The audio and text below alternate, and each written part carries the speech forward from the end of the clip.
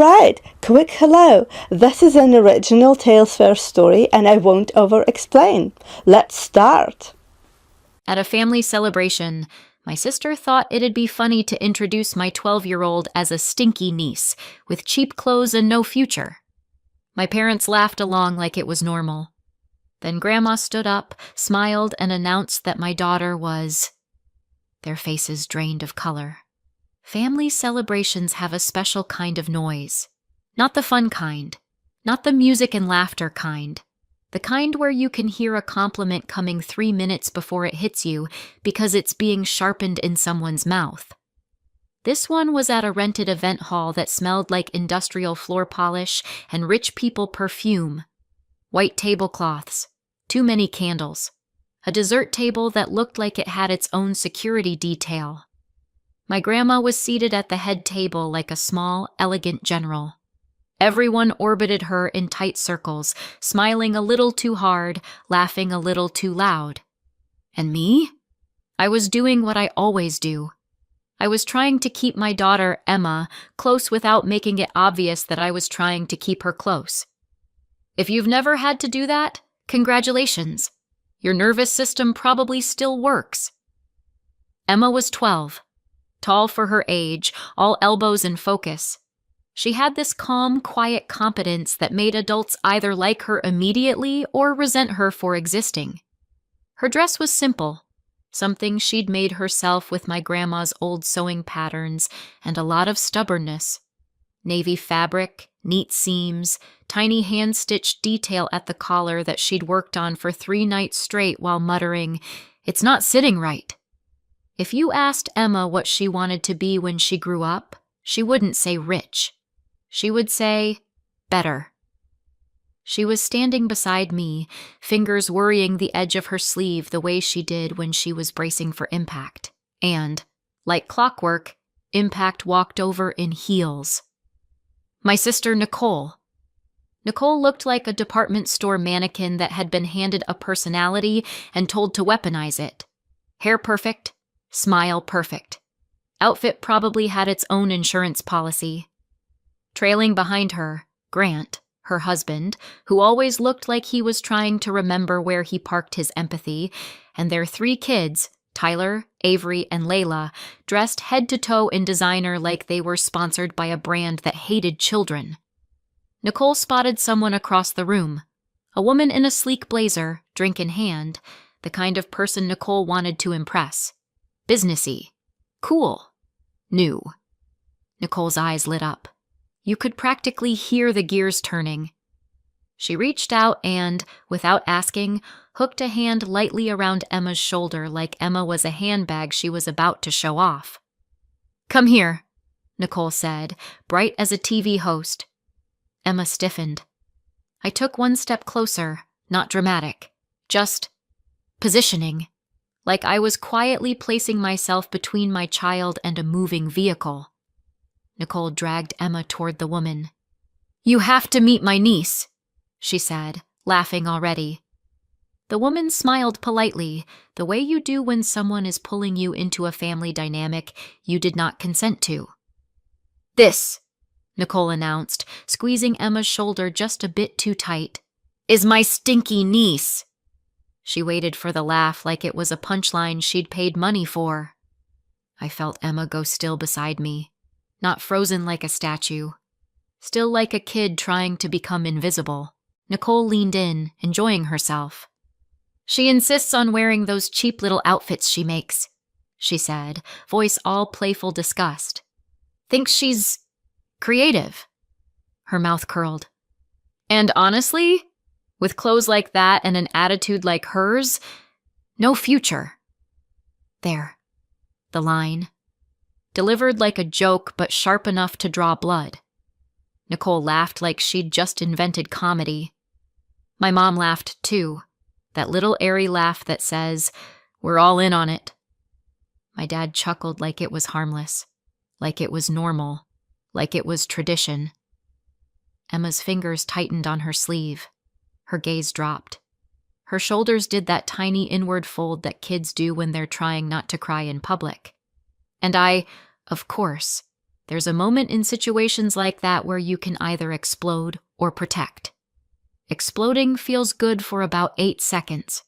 Protecting lasts longer. So I didn't say what my body wanted to say. I stepped closer, put my hand lightly at Emma's back, grounded her. Warm. Present. The woman in the blazer didn't laugh. Not really. She gave a tight smile, eyes darting like she was looking for an exit sign. A cousin across the room stopped chewing mid-bite. Someone else took a sip that lasted too long. The laughter didn't spread the way Nicole expected. It landed on the table like a dead fish. Nicole's kids smirked anyway. Tyler whispered something to Avery. Layla did that little nose scrunch that kids do when they've learned contempt from watching adults. My sister's husband Grant laughed half a second late, like he wasn't sure which script he was supposed to follow. Emma didn't speak. She didn't correct Nicole. She didn't defend herself. She just stood there, 12 years old, in a dress she'd sewn herself, listening to adults talk about her like she wasn't standing right there. And then my grandma stood up, not slowly, not shakily, not like she needed anyone's help. She stood like a person who had decided she was done letting the room belong to someone else. The chatter softened. Even the clinking of forks seemed to hesitate. My grandma smiled, small, calm, almost amused, and looked at Emma first. Not at Nicole, not at my parents. Emma. Then she lifted her gaze to the room and began to speak, confident and clear, like she'd been waiting for the perfect moment. And I realized everyone was listening now, even Nicole, even my parents. And when my grandma finally stopped talking, Mom, Dad, and Nicole looked completely pale. If you want to understand why my parents laughed, you have to understand that Nicole and I were raised in a family where cruelty was treated like personality. Nicole wasn't always cruel, not at first. She was just chosen. Growing up, Nicole was the favorite in the way some families pick a golden child like it's a hobby. Nicole was pretty. Nicole was fun. Nicole knew how to present herself. When Nicole walked into a room, my mom would brighten like someone had turned on a lamp. When I walked into a room, my mom would squint like she was checking for stains. It wasn't dramatic. It wasn't screaming. It was 1,000 tiny corrections. Stand up straighter. Smile more. Why can't you be more like your sister? I learned early that if I cared about something too deeply, someone would mock it out of me. If I worked hard at something, it was intense. If I didn't care about appearances, it was lazy. I wasn't rebellious. I wasn't wild. I just wasn't Nicole. And my dad was the kind of man who thought keeping the peace meant never calling out the person causing the problem, which meant the problem always got fed. The only person who ever treated me like a full human being in that house was my grandma. My grandma didn't care if your outfit was expensive. She cared if your hem was straight. She didn't care if you looked impressive. She cared if you were capable. She wasn't warm in a gushy way. She was fair. And when you're the scapegoat in a family, fairness feels like sunlight. When Emma was born, I had this naive hope that maybe, my family would reset. Like the presence of a child might make them softer, kinder, less obsessed with whatever imaginary scoreboard they were keeping. They did not reset. They simply transferred the target. Nicole had Tyler, Avery, and Layla, 3 little satellites orbiting Nicole's ego. They were always dressed perfectly, always coached to perform, always told they were special in the way that made them look down on everyone else. They would walk into gatherings like tiny royalty. Emma walked in like a kid who just wanted to sit near the snack table and quietly observe the world, and that was enough to make them hate her. Emma didn't do pretty the way Nicole wanted. She didn't do cute. She didn't do look at me. Emma did work. She would spend hours bent over fabric, learning stitches, sketching designs, ripping seams to redo them, trying again when it didn't sit right. She would forget to play dress up because she was building something with her hands. And because she was a kid, that work came with mess. Thread clippings, fabric scraps, hair falling out of her ponytail, the faint smell of effort. So Nicole started calling her Stinky, not because Emma was dirty, because Emma didn't prioritize being polished for other people, because Emma chose craft over performance. And in our family, that was apparently a crime. Emma started making her own clothes because she loved it, because she liked the control, because she liked turning an idea into something real. But to Nicole and my parents, it was cheap. They didn't see a child learning a skill. They saw a child refusing to play their game. And then there was my grandma's business. My grandma didn't just like clothing. She built something from it. A real business, a real company, real people employed, real contracts, real money, not influencer fashion, not buy a tote bag and call it a brand. This was the kind of business that had a showroom, staff, a warehouse, a production calendar. My grandma's name meant something in our city. She made clothes the way a surgeon works, precise, careful, unapologetically competent. And my parents and Nicole, they treated it like a fountain. They lived off payouts and perks and access, like it was their birthright. They talked like heirs. They dressed like heirs. They acted like heirs. They liked being associated with my grandma's success without doing any of the work that created it. Nicole especially loved the image of it. She loved telling people, "Oh, my family owns a fashion company," like that sentence did all the work for her. But Emma cared about the craft. Emma would ask my grandma questions that made my grandma's eyes sharpen with interest. Why does this fabric pull like that? How do you make a collar sit clean? What's the difference between something that looks expensive and something that is well made? My grandma noticed. Not in a dramatic, chosen one way, in a quiet, practical way. Emma would show her a seam, and my grandma would nod once. That nod meant more to Emma than any compliment Nicole had ever faked. Over time, their bond grew. Quiet conversations, little lessons. My grandma lending Emma a pattern and saying, "Bring it back with notes." Emma lighting up like someone had handed her a key. And my grandma also noticed something else. Emma wasn't just talented. She was being treated cruelly, in the same way I had been treated. And my grandma, the only fair person in our family, had been watching for years.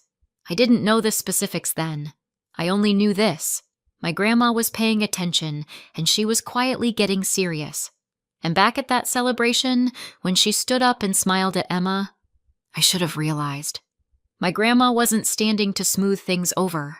She was standing to end something. The room felt different when we snapped back into it, like someone had turned the temperature down 2 degrees and everyone's skin noticed. My grandma stood upright, steady, hands lightly resting on the edge of the head table as if she owned the air, which honestly, she did. She looked directly at Nicole. "You really called her Stinky in front of strangers," she said. Nicole's smile came out big and shiny. "It's just a joke." My grandma didn't raise her voice. She didn't scold. She just tilted her head slightly and said, "If it's a joke, explain what's funny." Nicole's smile twitched. "Oh, come on, Grandma," Nicole started, as if the word grandma might magically stop consequences. My grandma turned her head toward Nicole like she was turning a page. "Oh, come on me," she said. "You're a grown woman." A hush rippled through the room. My grandma walked over to Emma. Not to Nicole. Not to my parents. "Emma." She took Emma's hand gently. "Come here, sweetheart," she said, voice warm. Emma looked at me like she was asking permission to breathe. I nodded once. Emma stepped forward and my grandma squeezed her hand like she was reminding her, "You are safe. You are not alone." My dad forced a laugh, like he could laugh the moment into harmlessness. "It's a family party," Dad said. "Let's not do this right now."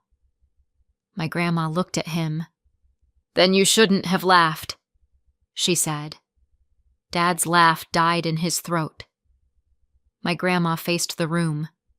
You all keep treating her like she's nothing, she said.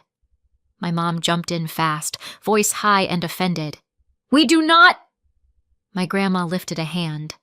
Not dramatic, just final. Yes, she said, you do. I've watched it for years. Nicole shifted, still trying to play it off. My grandma's gaze didn't waver. And since you care so much about the future, she continued, here's the truth. My stomach clenched. Emma's fingers tightened around mine. That little girl you just mocked, my grandma said, her voice calm and steady. She's not who you've been treating her like. She paused, letting the room settle. She's my great-granddaughter, she continued, and she's the one I've chosen to carry on what I built.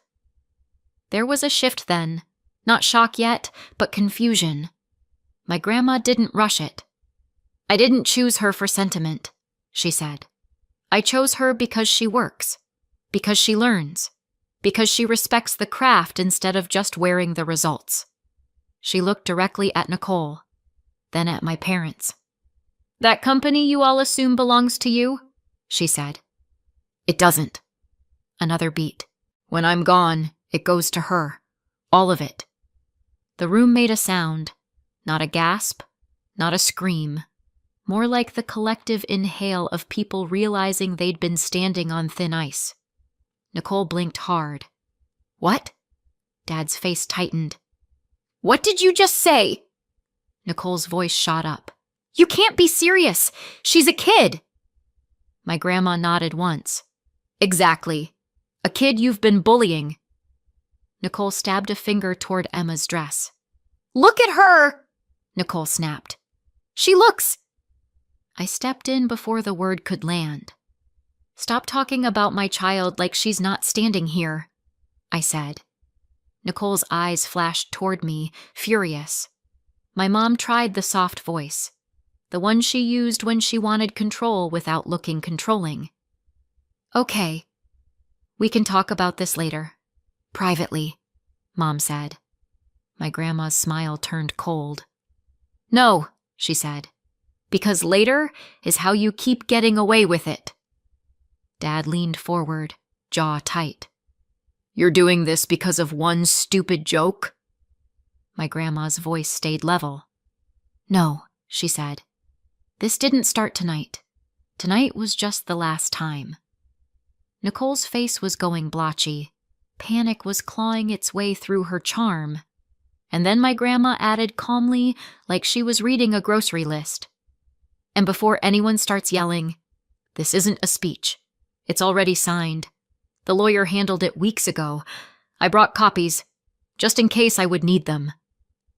Nicole's mouth opened and closed like she couldn't find a sentence that would change reality. So what? Nicole said, voice shaking. You're just cutting us out. My grandma looked at her. I was going to make sure everyone was comfortable, she said. My mom's eyes widened. She could hear the implication and she hated it. My grandma continued, slow and clear. But after what you just did to that little girl, I changed my mind.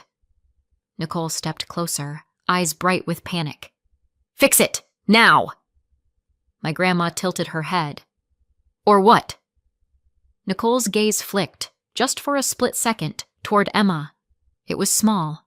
It was quick. But I saw it. I pulled Emma behind me without thinking. Guests stared.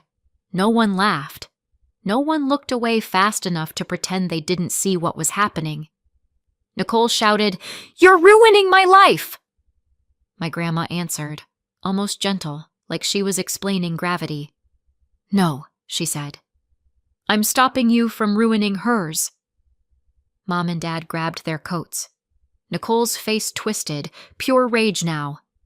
This isn't over! Then they stormed out of the celebration. Nicole first, Grant trailing after her like he'd been dragged by a bad decision, Tyler and Avery and Layla confused and irritated, like they'd just been told the world didn't revolve around them. The music kept playing. Someone awkwardly clinked a glass like that might restart reality. Emma whispered, very small, "Mom, what just happened?" I crouched and held her face gently. "You're okay," I said. "I've got you." My grandma stepped closer and rested her hand on my shoulder, steady, and I knew the real fight starts after tonight. The retaliation didn't start with Nicole calling me directly. That would have been too honest. It started with other people. Relatives who suddenly discovered my phone number still worked. People who hadn't checked on me in years, developing a deep spiritual concern for my grandma's well-being. My phone buzzed on a Tuesday morning. A cousin. "Hey, are you okay?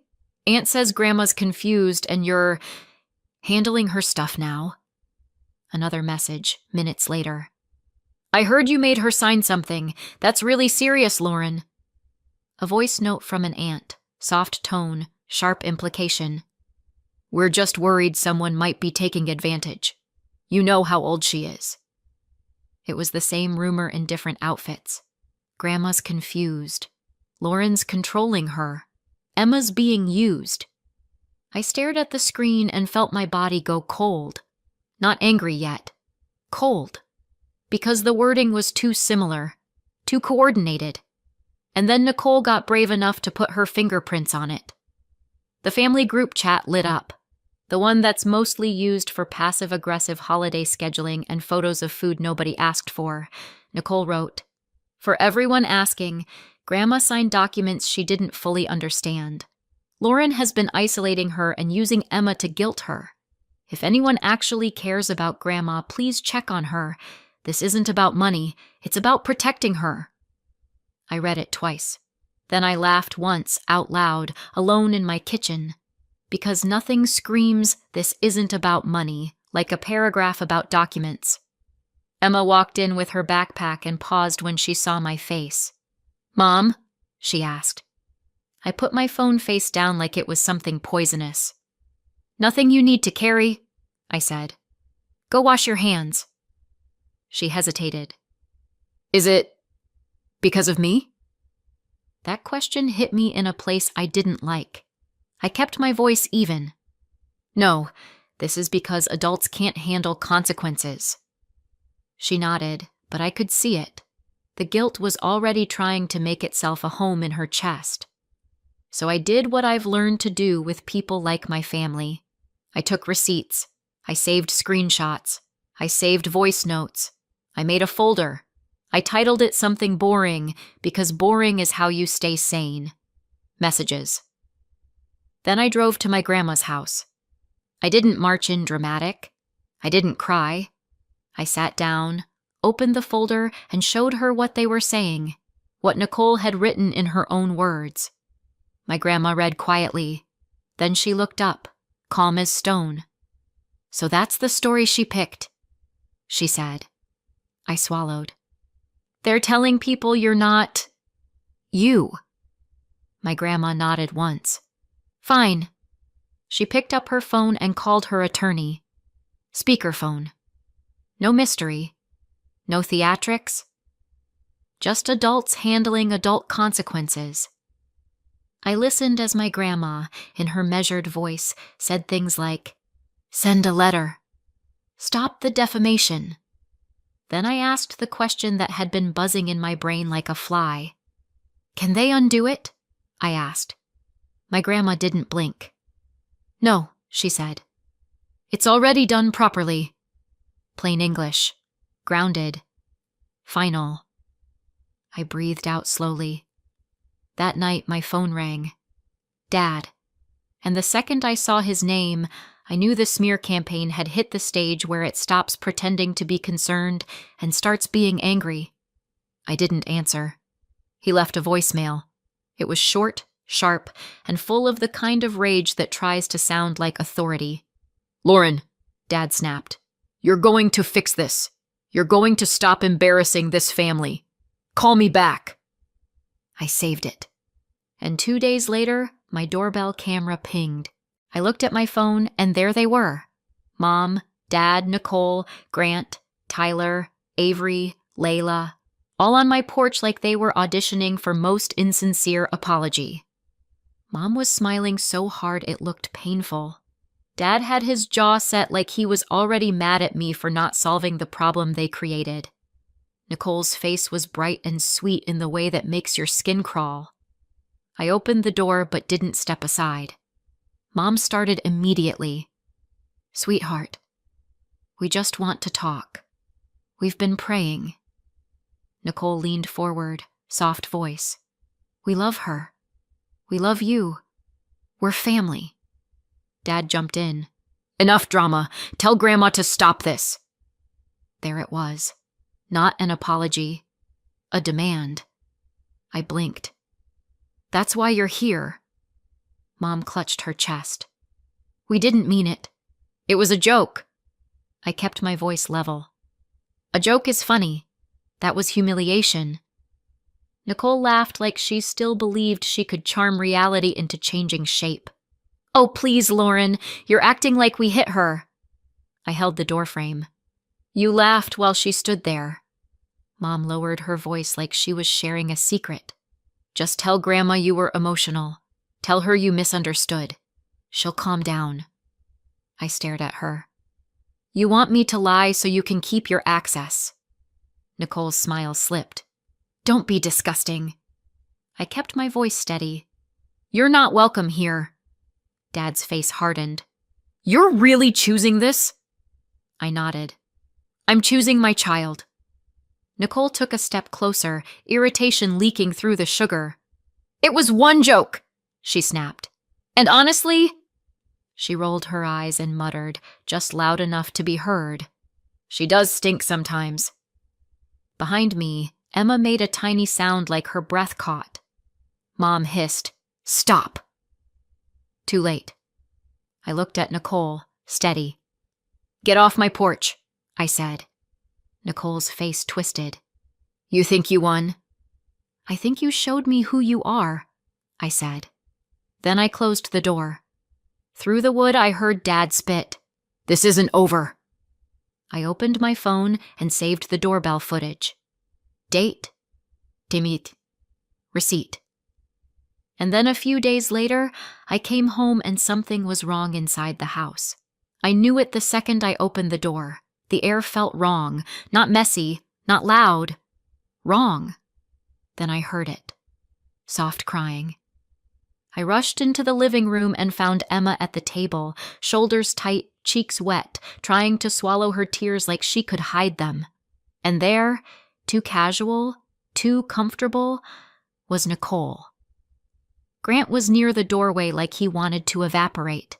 Tyler and Avery and Layla were hovering around Emma's sewing corner like vultures pretending to be curious. Nicole turned when she saw me, eyebrows lifting like I'd surprised her in my own house.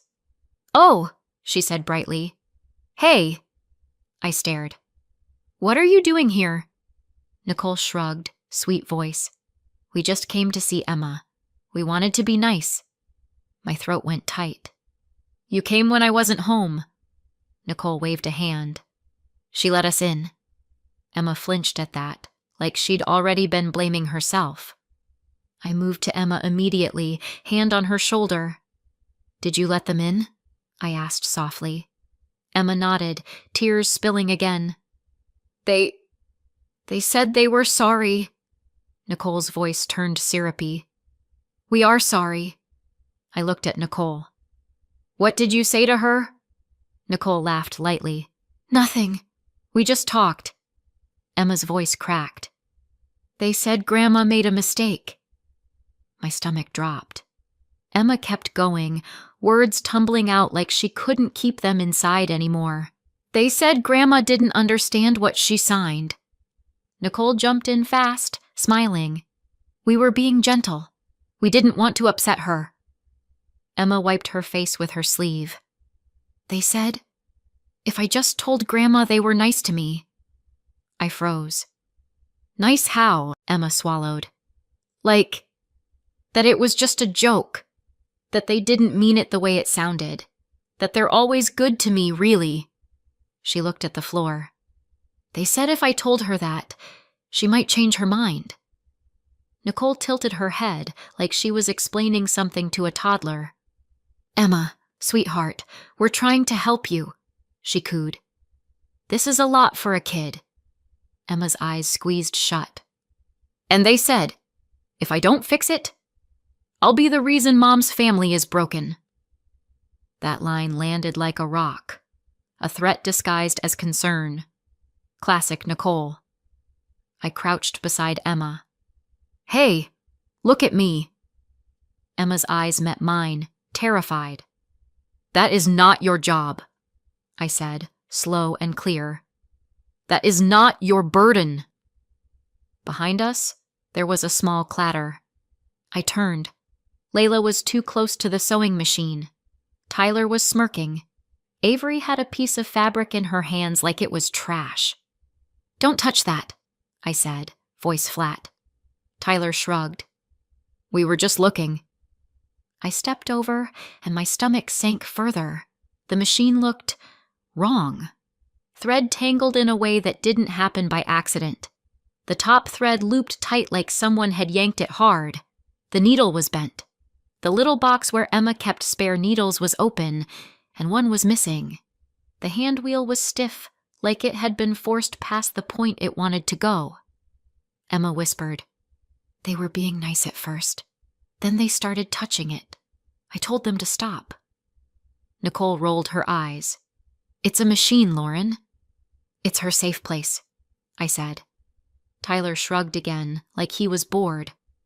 "It was old anyway." Emma's voice was tiny. "It wasn't." Then Avery, 12-ish, old enough to know better, muttered, "She deserved it." Silence hit the room like a slap. Nicole's smile flickered. "What did you just say?" I asked, quietly. Avery looked away. Nicole snapped, "Don't be dramatic." I stood up slowly. My hands were shaking, but my voice stayed steady. "Out," I said. "Now." Nicole scoffed. "Lauren." "Out," I repeated. Grant finally shifted, murmuring, "Nicole." Nicole's face hardened. "You're insane. You're turning her against us." I pointed at the door. "Out." They left with the kind of offended rage that only comes from people who genuinely believe consequences are unfair. The moment the door shut, Emma started apologizing like she couldn't stop. I didn't know," she said, breathy and panicked. "They said they were sorry. I thought—" I grabbed her hands gently. "Stop," I said. "Listen to me. You didn't do anything wrong. You trusted adults who should have acted like adults." She shook her head. "But if you hadn't opened the door," I said, "they would have found another way. This is not on you." Then I did something practical, because practical is how you put your own heart back in your chest. I took photos of the machine, 3 angles, close-ups, the bent needle, the missing spare needle box, the jammed thread. That night, I took the machine to a repair shop. The technician looked at it for 2 minutes, frowned, and said, "This isn't wear and tear. Someone forced it." He printed a repair estimate. Receipt. I put it in the same folder as the doorbell footage and the screenshots. Then I called my grandma. I didn't rant. I didn't perform. I told her the facts. They came to my house when I wasn't home. They pressured Emma to fix it. They sabotaged her machine. My grandma went quiet. Then she said, very softly, "Put your phone down. I'll handle it." The next day, my phone buzzed with an email from my grandma's attorney. Attached was a copy of the notice that had been sent out that morning. No contact. All communication through counsel. Stop contacting the child. Stop showing up at the home. And for the first time in my life, family drama wasn't a screaming match. It was boundaries with teeth. Nicole wasn't the kind of person who could resist testing a locked door. 2 days later, my grandma called me. Her voice was calm, but there was a little edge to it, the kind she got when someone tried her patience. They came to the business, she said. My stomach tightened. Nicole? Yes, my grandma said. And your father? And Grant. Of course. A full delegation. My grandma didn't sound shocked. She sounded tired. They thought if they showed up in person, they could make it a conversation, she said, and you could hear the quotation marks in her voice. What happened? I asked. My grandma paused, just long enough to make it satisfying. They were denied access, she said. I closed my eyes. They argued with security, my grandma continued. They demanded to see me. They said I was being controlled. Let me guess, I said. They said it wasn't about money. My grandma made a small hum that might have been a laugh. They were told to leave, she said. They didn't. And then? I asked. And then, my grandma said, voice smooth as glass. Security logged it. My attorney was notified, and they were formally warned again to stop. A paper consequence is one thing. A security guard saying no in public is another. Later that evening, my phone buzzed. A voicemail from Nicole. Her voice was sweet for exactly 1 second, like she couldn't decide which mask to wear. Lauren, she said, too light. This is insane! Then the sweetness cracked. You think you can do this to us? You think you can take everything and hide behind Emma? If you don't fix this, you're going to regret it. Click. I didn't call her back. I forwarded it to my grandma's attorney. Then I went to Emma's room and sat on the edge of her bed. New rule, I said. Emma looked up, wary. We don't open the door for anyone, I said. Not Nicole. Not Grandma's messengers. Not anybody. If someone shows up, you call me. You don't talk. You don't explain. You just call me. Emma's shoulders dropped a fraction. Okay. And if anyone ever tries to make you feel like it's your job to fix adult problems, I added, you tell me. Immediately. Emma's eyes filled, but she blinked hard and nodded. 6 months later, the smear campaign was dead. Not because Nicole got nicer, because it stopped landing. My grandma kept showing up sharp, consistent, documented, so the she's confused angle ran out of oxygen. And then the money stopped.